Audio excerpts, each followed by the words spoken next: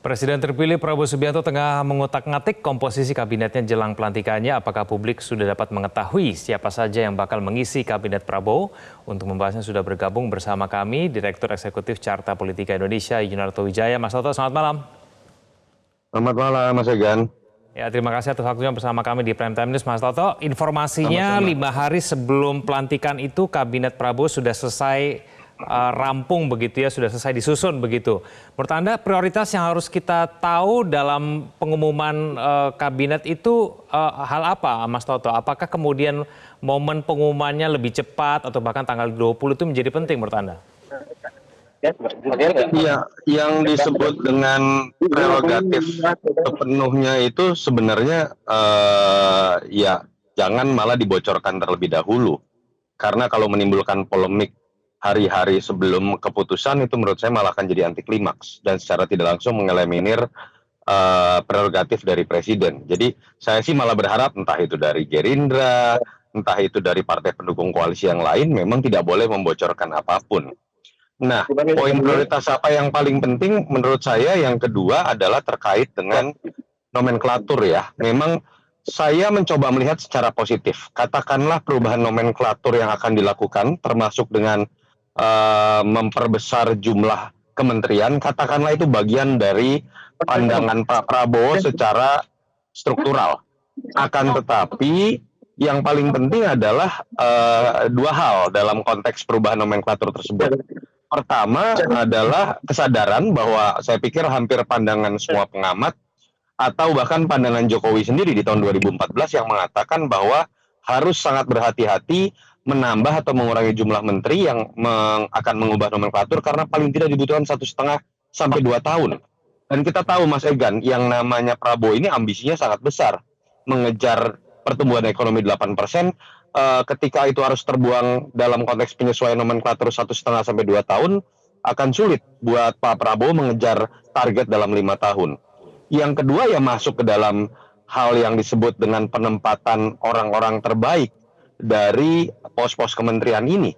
Jangan sampai kemudian faktor keterwakilan secara politik itu menjadi lebih dominan secara kuantitatif. Yang dibutuhkan adalah betul bahwa kemudian harus ada keterwakilan orang-orang politik. Itu resiko ketika kita tahu yang namanya calon presiden itu punya hutang budi lah terhadap partai-partai. Akan tetapi jangan berikan cek kosong kepada partai-partai untuk menempatkan sosok-sosok yang belum tentu terbaik sesuai dengan kebutuhan presiden. Karena pengalaman dari yang kita lihat zaman Pak SBY, zaman Pak Jokowi, nama-nama yang ditempatkan itu lebih kepada logika partai dalam konteks senioritas, dalam konteks orang-orang yang dekat dengan ketua umum. Kalau itu yang terjadi, yang akan jadi korban juga adalah program Pak Prabowo sendiri. Dan kita berharap ketika Pak Prabowo dikenal sebagai sosok yang tegas, salah satu ketegasannya itu bisa muncul dari bagaimana beliau menempatkan orang-orang terbaik dan memilih orang-orang terbaik, termasuk ketika menyeleksi orang-orang yang berasal dari partai, bukan menyerahkan cek kosong begitu saja. Oke, sudah bergabung sama kami ada Jubir Prabowo Subianto, Daniel Anzar Simanjuntak. Bang Daniel, selamat malam. Selamat malam, Mas. Assalamualaikum. Waalaikumsalam Bang Daniel. Sebelum kita membahas mengenai nomenklatur yang informasinya juga akan bertambah jumlah kementeriannya, saya ingin konfirmasi dulu apakah 5 hari sebelum pelantikan kita akan sudah tahu siapa saja akan mengisi kabinet Prabowo Gibran? Bang Daniel. Pertama, saya tentu secara spesifik tidak punya kompetensi dan otoritas untuk menjawab hal tersebut. Yang jelas pada saat ini Pak Prabowo terus melakukan proses penyusunan kabinet beliau. Pertama tentu adalah penyusunan nomenklatur, karena nomenklaturnya masih kemungkinan untuk mengalami perubahan. Kalaupun sudah diputuskan, kemudian masih bisa dirubah sesuai dengan perkembangan dan diskusi pada saat ini. Kemudian yang kedua tentu setelah nomenklatur, Pak Prabowo tentu harus memastikan the right man on the right place, artinya orang-orang mana yang tepat ditempatkan di kementerian-kementerian yang sudah dibentuk. Tentu prioritasnya adalah teman-teman di partai koalisi yang tentu syarat-syaratnya semuanya sudah mengetahuinya, bahwasannya Pak Prabowo tentu membutuhkan mereka-mereka yang memiliki keahlian, baik itu dari partai politik, dan dari partai politik juga pasti banyak sekali para ahli, kemudian tentu punya integritas, kemudian punya loyalitas. Jadi terkait dengan waktu, tentu saya tidak punya kompetensi dan otoritas untuk menjawab itu. Yang paling tahu adalah Pak Prabowo sendiri, karena dalam dalam waktu-waktu ini beliau terus melakukan proses-proses seleksi, screening, dan memastikan siapa saja yang pantas dan bisa menjadi pembantu beliau. Oke, baik, Bang Daniel, tapi memang sudah dipastikan ya bahwa nanti jumlah kementeriannya itu akan bertambah, dan apakah kemudian kita bisa diyakinkan bahwa penambahan jumlah kementerian ini betul-betul bisa mewujudkan ambisi dari Prabowo Subianto dengan target ekonomi yang sedemikian tinggi 8% misalnya? Bila ada penambahan ya kemungkinan betul ada penambahan jumlah kementerian. Penambahan ini berangkat dari fokus Pak Prabowo untuk mengakselerasi beberapa program yang tidak bisa diakomodir pada kementerian-kementerian yang ada pada saat ini. Kemudian kedua, ya upaya Pak Prabowo untuk fokus pada beberapa agenda, beberapa sektor yang Pak Prabowo anggap selama ini belum menjadi perhatian khusus, termasuk terkait dengan perkembangan kekinian.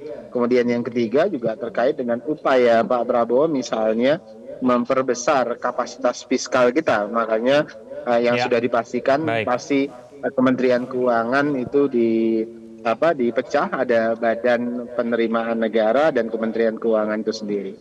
Oke, Mas Toto, kalau misalnya memang betul ada 50% nanti dari partai politik dan 50% dari profesional, ini akan tetap bisa maksimal tidak kalau misalnya memang jumlah kementeriannya betul 44 kementerian begitu? Iya, ini bukan masalah kuantitatif ya, Mas Egan, yang paling penting. Memang kita tahu seperti ada sebuah standar tersendiri untuk kemudian membagi 50%, sekitar 50% dari kementerian non-parpol dengan 50% parpol. Saya masih menangkap tujuannya salah satunya adalah menjaga image di mata publik ya, bahwa kemudian image dari kalau Menteri Kebaikan dari parpol itu kesannya akan terlalu bernuansa politis. Tetapi yang paling penting bukan tentang itu. Yang paling penting adalah istilah tadi Bang Daniel adalah apakah mau dia dari parpol, mau dia dari non-parpol, itu betul-betul the right man and the right place. Nah ini kita berbicara mengenai bagaimana Pak Prabowo tadi. Jangan sampai logika yang digunakan adalah logika parpol. Kalau logika parpol itu selalu mereka berbicara ketua umumnya jadi, lalu kemudian orang terdekat pertama ketua umum jadi, siapa yang paling senior jadi.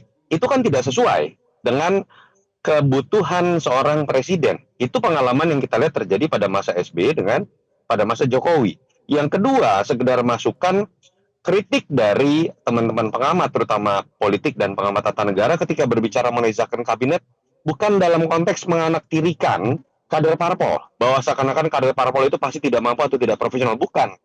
Tetapi potensi konflik of interest. Kalau pengurus parpol tidak melepas jabatannya dan masih sibuk dengan parpolnya, lalu juga menjadi pembantu presiden, di situ potensi konflik of interest sangat mungkin terjadi, entah dari sisi waktu kerja ataupun kemudian hal-hal yang terkait dengan integritas, karena orang berbicara mengenai rente misalnya begitu kan, dan faktanya memang 5 menteri yang ditangkap pada masa Pak Jokowi itu 5-5 berasal dari parpol dan adalah pengurus parpol. Alangkah baiknya kalau Pak Prabowo bisa membuat terobosan, kalau Anda sudah menjadi pembantu presiden, jangan lagi jadi pengurus parpol. Paling tidak hanya menjadi KTA lah. Sehingga dualitas loyalitas dan fokus itu tidak terjadi, dan fokus bisa betul-betul sebagai seorang pembantu presiden.